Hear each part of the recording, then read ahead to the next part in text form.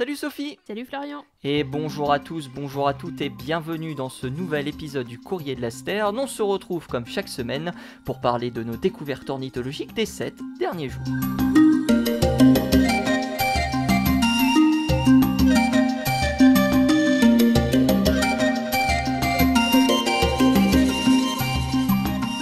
Comment ça va Sophie ? Eh ben écoute, un peu froidement parce qu'il commence à faire frais par chez nous. C'est vrai ? On rentre dans l'hiver, et oui. Il fait bon, hein, ça va. Oui, bon, ça va. Il faisait 25 degrés en un samedi d'avril, ce qui est très... Oui, bah... hein, comment bon. dire, pas normal, mais bon, on s'y habitue. C'est un réchauffement climatique, écoute. Exactement. Ça tombe bien d'ailleurs. Ça tombe bien parce que je vais vous en parler aujourd'hui, tiens. Ah ouais ? Incroyable. Ah bah comme quoi. Moi du coup je vais parler de vexillologie. On va parler de drapeaux aujourd'hui. Est-ce que tu veux que je commence ? Mais tu nous avais pas déjà fait un épisode sur les drapeaux ? Est-ce que j'ai fait un épisode sur les drapeaux ? Enfin pas un épisode, pas. mais... Non ? De quoi j'avais parlé sur les drapeaux ? Non, je crois pas. Non, si t'avais mentionné qu'un oiseau était l'emblème de tel pays sur un drapeau, oui, il y en a plein des oiseaux emblèmes de beaucoup de pays. On va peut-être parler de celui de Kiribati parce que c'est celui que j'aime beaucoup. Il est très très cool. Mais on va pas parler de frégate, on va parler d'aigle aujourd'hui, avec plusieurs pays qui ont un aigle sur leur drapeau, ou un rapace en tout cas. Bon, il y en a certains qui sont très connus, il y en a d'autres qui le sont un peu moins. On peut citer en ceux qui sont très connus, par exemple le Mexique ou encore l'Égypte. Et en ceux qui le sont un petit peu moins, on peut citer par exemple le Kazakhstan. Je sais pas si tu as déjà vu le drapeau du Kazakhstan. Il est magnifique. C'est un aigle des steppes qui est représenté... Je suis très nul en drapeau. Non, c'est pas grave. C'est un aigle des steppes qui est représenté en dessous du soleil. L'aigle est représenté avec un petit liseré jaune. Il est vraiment magnifique, cet oiseau. Bref, il y a plusieurs drapeaux qui évoquent bien évidemment le rapace diurne. Mais on va aujourd'hui s'arrêter sur l'un des plus connus, à savoir celui du Mexique. Parce que lorsque l'on pose des questions dans des jeux télévisés, on répond souvent que ce n'est pas un aigle qui orne le drapeau du Mexique, c'est un caracara. Alors, tu avais déjà parlé du caracara. On avait eu l'occasion de parler du caracara austral qui résolvait des problèmes. Je ne sais pas si tu t'en rappelles. Tu avais parlé du caracara tout noir. Moi, je vais parler du caracara huppé, qui est un petit peu plus coloré, notamment avec son bec qui est orangé. Sauf que le problème du drapeau, lorsqu'on le regarde, le drapeau mexicain, c'est qu'on voit pas de bec orangé comme ça. On voit pas on voit pas un animal qui ressemble à un caracara, mais beaucoup plus à un aigle royal qui tient entre ses serres et son bec un serpent, et cet aigle est perché au-dessus d'un cactus. Mais alors, pourquoi on dit qu'on a affaire à un caracara huppé si en réalité, sur le drapeau du Mexique, c'est pas un caracara qui est dessus. Très bizarre quand même comme histoire. Bah oui. Alors, on va revenir un petit peu à ce qui s'est passé aux alentours des années 1800, puisque c'est à peu près à ce moment-là, 1812 pour être précis, lors de la guerre d'indépendance, que l'aigle qui va être perché sur un cactus va faire son apparition. Voilà. C'est donc un drapeau qui va être utilisé jusqu'en 1821 pour être utilisé pour la première fois en juillet 1822. Je dis apparition du serpent à cette date-là, en réalité c'est 2 ans plus tard, ce sera en 1823. Et le drapeau que l'on connaît aujourd'hui du Mexique, c'est un drapeau vert, blanc et rouge, les couleurs de la libération, de l'armée de libération nationale du Mexique, qui ont été adoptées pendant la guerre d'indépendance. Et bien évidemment, on a toujours notre fameux rapace et notre fameux serpent. Alors, qu'est-ce qui s'est passé pour que l'on passe du caracara à l'aigle royal ? Eh bien, il faut remonter aux Aztèques. Il faut remonter à un mythe aztèque plus précis, le mythe de Huitzilopochtli, qui avait prédit aux Aztèques, à l'endroit de la fondation de leur prochaine cité, qu'il verrait un aigle avec un serpent dans le bec perché sur un cactus. Et évidemment, comme la grande majorité des mythes, eh bien ce mythe s'est révélé vrai et on a la date exacte de création de la ville de Tenochtitlan qui deviendra par la suite Mexico le 20 juin 1325. On est près du lac Texcoco. Alors ça a été un petit peu périlleux pour les Aztèques de mettre en place leur petite cité. Ils ont fait alliance avec quelques peuples, puis se sont fait bannir. Enfin bref, il y a beaucoup d'histoires qui circulent avec des choses peu ragoûtantes, notamment à base de cœurs de personnes récupérées, des entrailles. Enfin bref, c'est un peu bizarre comme histoire, sympa. mais c'est souvent bizarre comme ça les histoires des mythes, mythes méso-américains.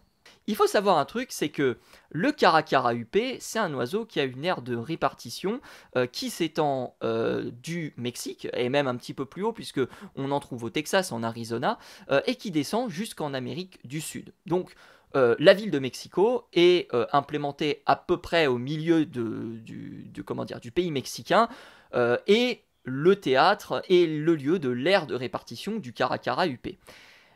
Et c'est pas tellement le cas pour l'aigle royal, parce que l'aigle royal, on va le retrouver dans la partie nord de l'hémisphère. On va le retrouver en Amérique, on va le retrouver en Europe, on va aussi le retrouver dans le Caucase et dans les montagnes himalayennes.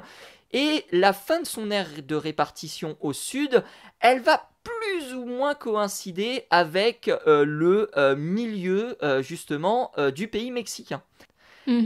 Et donc, ça a mis la puce à l'oreille de certaines personnes qui se sont alors demandé si, on s'était pas en réalité trompé d'oiseau et qu'en réalité, on avait davantage affaire à un caracara huppé qu'à un aigle royal. Et la première personne qui va se poser cette petite question, c'est Rafael Martín del Campo, qui est ornithologue et herpétologue mexicain, qui a étudié les représentations d'oiseaux dans les codex aztèques, codex qui ont été récupérés par les Espagnols lorsqu'ils ont conquis les territoires. On y reviendra un tout petit peu plus tard.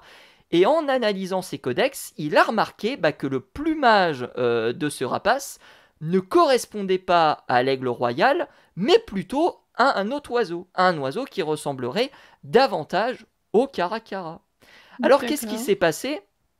Il y a plusieurs théories qui sont symboliques. La première d'entre elles vient du fait que l'aigle royal est énormément représenté dans beaucoup de mythes nord-américains.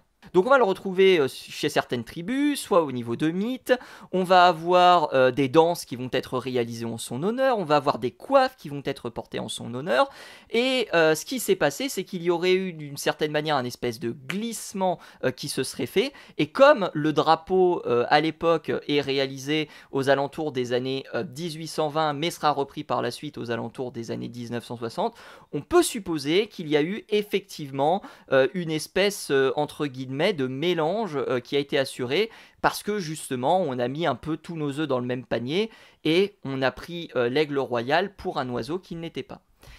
Et la deuxième raison qui est évoquée, c'est tout simplement que nos chers amis conquistadors qui ont étudié les codex sont mal étudiés les codex et voyant que l'aigle royal était un animal extrêmement fièrement représenté, étant un symbole de puissance notamment en Europe, ne cherchant pas plus loin en réalité de savoir s'il s'agissait d'une autre espèce, ils ont décidé que c'était en réalité l'aigle royal qui pouvait être représenté sur cette héraldique. Et ça s'arrête pas là parce que apparemment le mythe sur lequel repose le symbole, à savoir donc cet oiseau posé sur un cactus qui mange un serpent, aurait été mal traduit également par les conquistadors espagnols. On suppose qu'ils ont traduit le serpent siffle par le serpent est blessé ou a été déchiqueté. Ce qui serait un petit peu bizarre puisque le serpent est souvent associé à de la positivité et notamment à la sagesse avec le dieu Quetzalcoatl. Alors pourquoi on aurait un aigle qui est symbole extrêmement important mythologiquement qui dévorerait un autre symbole important mythologiquement. On peut supposer qu'il y a eu également un souci au niveau de cette traduction. Donc, moralité de l'histoire, non seulement l'oiseau qui est présent sur le drapeau mexicain n'est peut-être pas le bon, mais en plus, le mythe qu'il traite n'est sans doute pas bon non plus. Eh ben, ça compte triple là. Ah, ça compte triple, effectivement. Mais alors attends, je me pose une question, parce que le Caracarahupé, bon, pourquoi pas le serpent, tout ça, mais enfin c'est quand même un peu curieux qu'il s'amuse avec un serpent, mais pourquoi est-ce que ce serait pas une buse de Harris avec un serpent sur un cactus? On sait que c'est un comportement habituel pour les buses de Harris. C'est une bonne question et j'ai pas trouvé de personnes qui ont creusé plus loin que se dire c'est un Caracarahupé. J'ai pas regardé non plus l'aire de répartition de l'oiseau aux alentours de Mexico. Ça avait l'air quand même de pencher davantage vers le Caracarahupé, et comme je l'ai dit, Del Campo a étudié les codex et a trouvé qu'il y avait beaucoup de ressemblances avec le Caracara plutôt qu'avec l'aigle royal. Est-ce que ça peut être une buse de Harris? Peut-être, mais je pense qu'ils ont considéré la chose et qu'ils ont considéré que le plus probable était, pour les ornithologues qui ont étudié la question, en tout cas le Caracara. Non, mais c'est intéressant, mais c'est vrai que n'ayant pas vu l'image elle-même ou les codex en question, Les codex sont très compliqués à trouver, et puis les représentations de ces oiseaux dans les codex sont particulièrement cryptiques. Je ne sais pas si vous avez eu l'occasion de consulter par exemple le codex Mendoza, qui est le plus connu des codex aztèques. Eh bien vous avez des figures mythologiques, faunistiques, qui sont particulièrement difficiles à décrire. Il faudrait voir aussi ce que les chroniqueurs de l'époque ont décrit de leur côté. Peut-être qu'on a des chroniqueurs qui se sont attardés un petit peu plus sur les oiseaux et qui ont peut-être défini de nouvelles espèces qui ont été trouvées. Personnellement, j'ai pas trouvé de telles informations, mais c'est possible. On a beaucoup d'écrits de chroniqueurs de l'époque qui relatent notamment que les Aztèques avaient des grands os où diverses espèces étaient justement conservées, soit à des fins rituelles, soit à des fins domestiques, voire aussi pour pour d'autres choses. Mais ça pourrait être effectivement le cas. D'accord. Bon, c'est intéressant. Mais du coup, comment dire, il y a toute une histoire derrière ce drapeau. C'est quand même. C'est super intéressant. Une histoire fantastique derrière ce drapeau. Et on a aussi la preuve que la grande majorité du temps, les réponses ne sont pas absolues. Et que si on creuse un peu, on trouve des choses qui sont particulièrement original. À noter que l'oiseau national possiblement du Mexique serait le Caracarahupé. J'ai trouvé une information très intéressante, c'est que le gouvernement lui-même ne s'accorde pas sur l'oiseau en tant que tel. C'est-à-dire que certains disent que c'est le Caracara, d'autres disent que c'est l'aigle royal. Il n'y a pas de source gouvernementale qui nous permette de définir avec certitude l'oiseau qui est l'emblème national du Mexique. Oui, donc eux, ils ont juste dit, on s'en fiche, il y a un piaf, et puis voilà. Il est magnifique, il représente la grandeur du Mexique, alors nous allons le laisser. Voilà. C'est un très bel exemple. Et comme je l'ai dit, il y a plein d'autres, et on l'a évoqué précédemment, plein d'autres drapeaux où il y a des oiseaux, et sans doute d'autres histoires à raconter.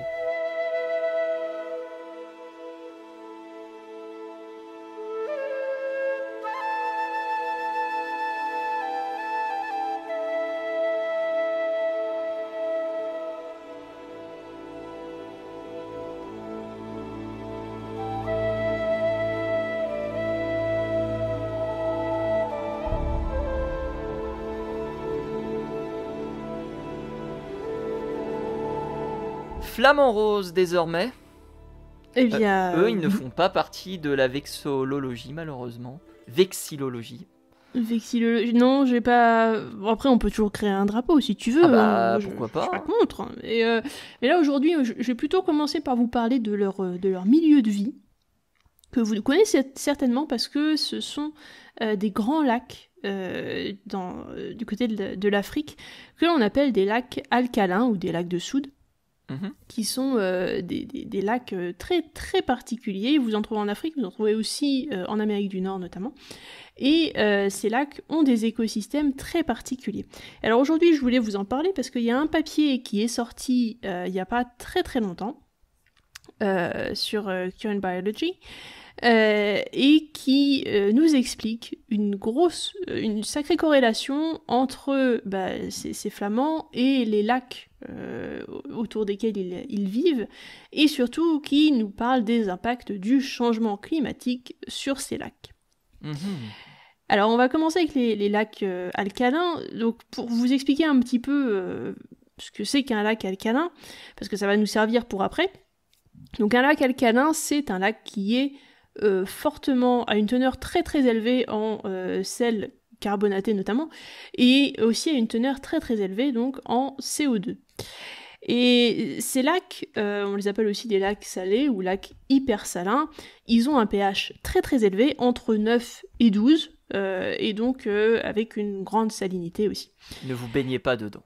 Non, ne vous baignez pas dedans, ne buvez pas l'eau, c'est pas pour nous. Ne faites rien. Voilà, n'y allez pas, Vous pouvez aller prendre des photos si vous voulez, mais n'allez pas la boire. On n'est pas habitué, on n'est pas fait pour vivre dans ce genre d'environnement. Nous ne sommes pas des tardigrades. Absolument pas. Et nous ne sommes pas non plus des poissons adaptés à ce genre de lac, ni des cyanobactéries d'ailleurs. Et ces lacs-là font partie des environnements aquatiques les plus extrêmes sur Terre, donc n'y allez pas. Nous ne sommes pas faits pour ça. Est-ce qu'on vous a déjà dit que c'était dangereux? Juste au cas où, je le rappelle. Ça fait de très jolies photos, ça dit. Ah ouais, très très belle. Très très belle. Mais c'est pas le lac rose, c'est pas ça, non? Alors il y en a plusieurs, notamment il y a le lac Natron qui est très connu. Ok. Et voilà, donc on en citera quelques-uns, il y a le lac Chala aussi, il y en a pas mal, particulièrement dans la vallée du rift est-africain. Il y a pas mal de lacs là-bas du coup qui sont très salés, qui sont des environnements assez particuliers et dont je voulais vous parler aujourd'hui parce que ça fait partie du sujet. On pourrait se dire, à raison, que ce genre d'environnement extrême, finalement, serait très compliqué pour n'importe quel animal, n'importe quel être vivant en général d'ailleurs, pour aller y vivre. Et on pourrait se dire du coup que peut-être qu'il n'y a pas beaucoup d'espèces qui y vivent, que la biodiversité dans ces lacs est très faible, qu'il n'y a pas beaucoup de biomasse, etc. Eh ben en fait pas du tout. Et c'est là que c'est très très intéressant, c'est que les lacs de soude, c'est généralement les écosystèmes qui sont là-dedans sont foisonnants. Mais à un point tel que ce sont parmi les écosystèmes les plus foisonnants sur la planète. Ok. Et notamment pour tout ce qui est écosystème aquatique, que ce soit les lacs, que ce soit les rivières ou que ce soit n'importe quoi d'autre, ces lacs sont capables de produire entre 15 à 16 fois plus de biomasse que n'importe quel autre environnement aquatique sur Terre. Donc ça vous donne une idée quand même de l'importance de ces écosystèmes, finalement en Afrique ou aux autres endroits dans le monde là où ils sont. Ces écosystèmes qui sont donc foisonnants de vie et d'espèces endémiques à ces lacs, effectivement.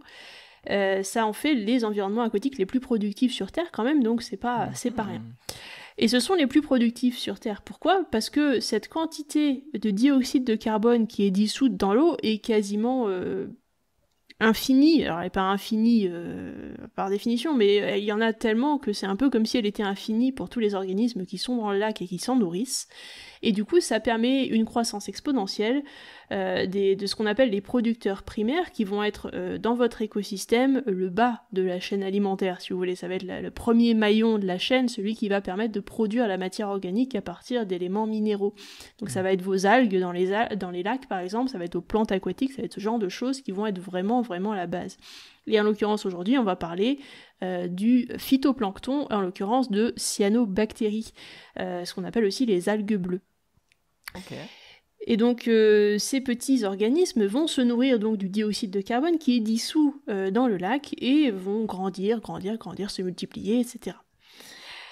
Et évidemment, ces cyanobactéries, ces algues, ces plantes aquatiques vont constituer le premier maillon de la chaîne alimentaire pour le reste des animaux qui sont autour du lac ou dans le lac, hein, les poissons et autres, mais aussi pour les fameux flamands nains dont on va parler aujourd'hui, qui ont l'habitude d'utiliser ces cyanobactéries dans ces lacs salés comme principale source de nourriture, tout simplement. Parce que les flamands ont tous un bec filtreur très très particulier, que vous connaissez certainement, et qui du coup permet de filtrer exclusivement le phytoplancton et des tout petits crustacés aussi, qui leur permettent donc de se nourrir. C'est un peu comme des baleines qui mangent du plancton, mais c'est la version oiseau. Voilà. Okay. Donc ces lacs sont extrêmement importants donc pour le flamand nain qui va s'en servir comme lieu de nidification aussi, parce qu'il va en période de nidification construire son nid sur le bord de ces lacs, hein, une sorte de petit nid de boue. Et puis il va nicher en colonie autour de ces lacs, notamment pendant les périodes au printemps où les algues sont les plus productives et où ça lui permet d'avoir encore plus de nourriture pour nourrir ses petits. Alors pour former ces lacs alcalins, donc on a des conditions particulières qui sont nécessaires, que ce soit des conditions géographiques, mais des conditions aussi géologiques, parce qu'il va pouvoir, il faut une certaine quantité de sels minéraux, de sels carbonatés dissous dans cette eau, et ça c'est la géologie qui va l'apporter. Mais il va aussi falloir des conditions climatiques particulières, parce que pour que ces lacs soient aussi salés, il faut que toute l'eau qui arrive, que ce soit par la pluie, par des petites rivières, par ruissellement, n'importe quoi, finissent par s'évaporer aussi pour que la concentration en eau, la concentration dans l'eau reste la même, pardon. Donc il faut qu'il y ait en fait autant d'eau qui arrive que d'eau qui s'évapore dans ces lacs. Comme ça permet du coup un maintien de cet écosystème sans qu'il y ait trop de dilution des composants qu'il y a dans l'eau qui sont nécessaires à la formation de la vie. Et alors, on s'était dit... Rendez-vous dans 10 ans.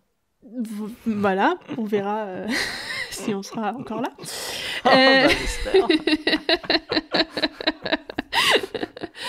Mais du coup, les chercheurs s'étaient dit, ces lacs qui ont une concentration super élevée en dioxyde de carbone et en sel et autres, finalement, avec le réchauffement climatique, peut-être que c'est pas trop un problème, parce que qu'est-ce qui va se passer ?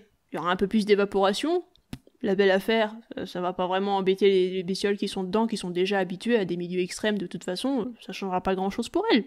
Non ? Je sais pas, qu'est-ce que t'en penses, toi ? Et là, tu vas me dire, en fait, pas du tout. En fait, pas du tout. Ah, trop fort. Mais du coup, c'est pas du tout ça qui s'est produit. Parce que lorsqu'on a un réchauffement climatique, alors, bon, on parle de réchauffement climatique actuellement à l'échelle du globe, effectivement, mais sauf qu'on va plutôt parler de changement climatique en réalité. Parce qu'en fonction de l'endroit où vous vous trouvez dans le monde, le réchauffement climatique, ça va pas se passer de la même manière. Et en l'occurrence, en Afrique, dans beaucoup d'endroits, vous allez avoir des endroits qui vont se transformer en désert, où on va avoir moins de précipitations. Mais en l'occurrence, dans la vallée du Rift Est africain, c'est pas ce qui est en train de se passer. Et les chercheurs qui ont donc fait cette étude ont étudié ces lacs lacs alcalins, et les ont étudiés sur une période d'une 20aine d'années à peu près, et ont essayé de noter la quantité de CO2 présente dans ces lacs, mais aussi la quantité d'eau qu'il y avait dans ces lacs et plein d'autres paramètres.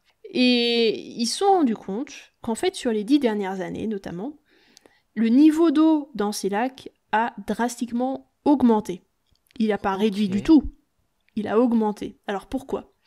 Il a augmenté parce que dans cet endroit-là, les pluies se sont intensifiées. Ça fait 10 ans qu'il pleut beaucoup plus qu'avant. Donc qu'est-ce qui s'est passé ?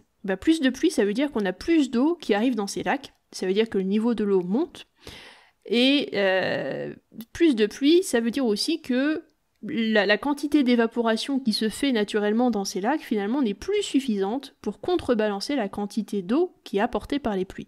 Donc il n'y a plus cet équilibre qu'on avait précédemment, qui permettait effectivement de garder la concentration en CO2 plus ou moins la même. Là, c'est plus le cas. Et puis on a un pH qui est différent, du coup. Pardon ? Et puis on a un pH qui est différent du coup, avec Exactement. l'apport d'eau. Exactement. Exactement. Comme tout commence à se diluer, on va petit à petit redescendre vers un pH neutre. Alors on n'y est pas encore, hein, rassurez-vous, mais c'est la tendance avec le niveau vous de l'eau baigner qui a dans beaucoup augmenté. 70 ans. Peut-être. Je ne sais pas. Mais en tous les cas, on a eu cet impact-là.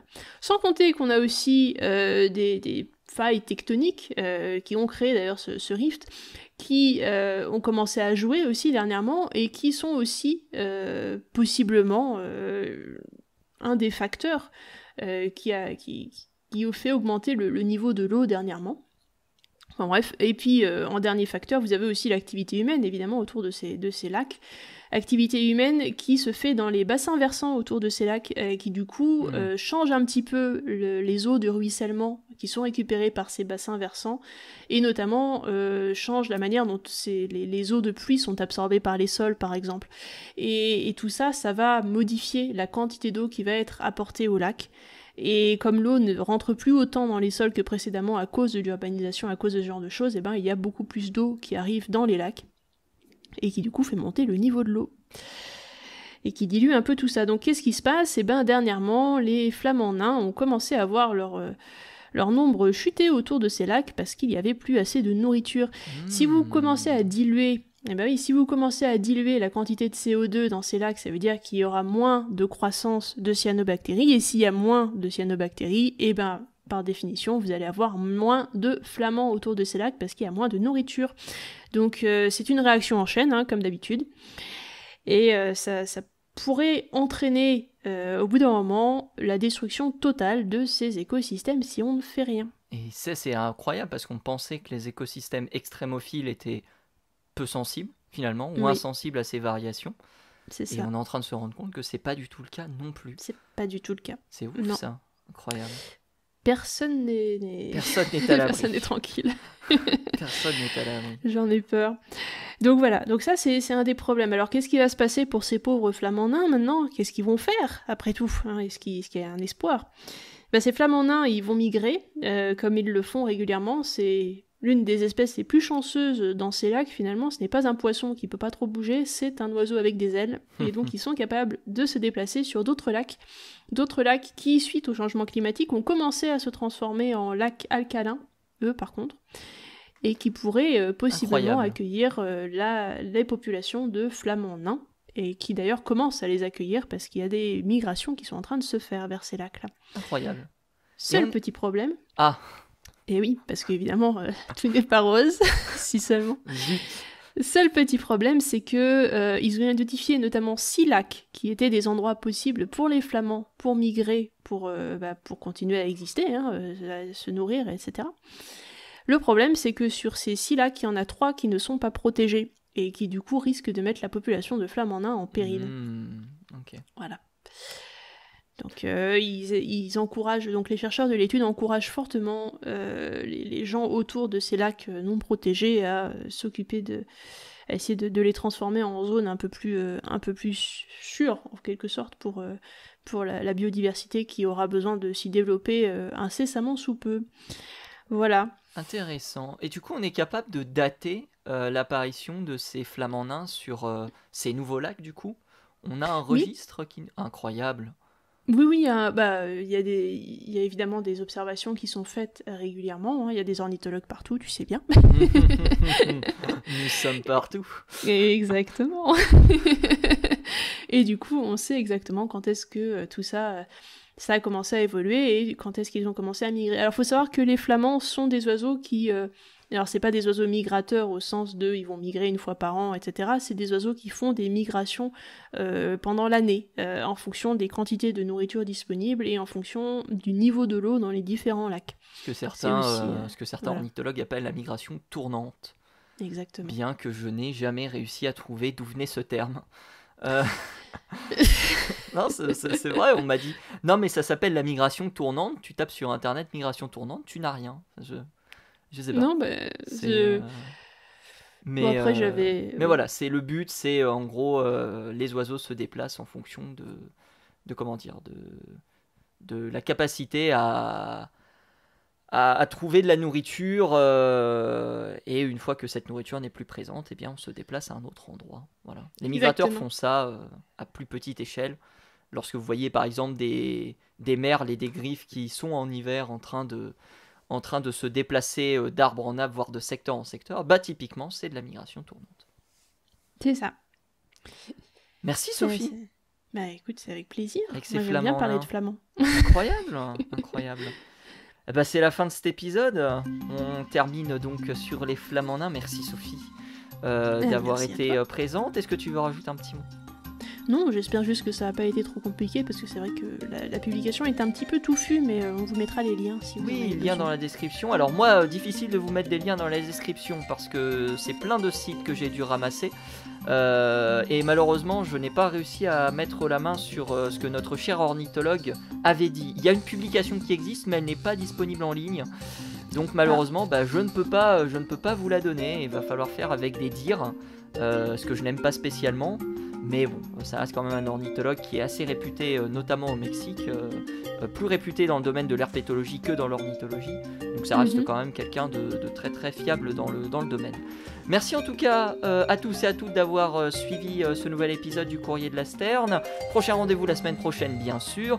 N'hésitez évidemment pas à nous suivre sur Twitter. N'hésitez pas à écouter les précédentes émissions.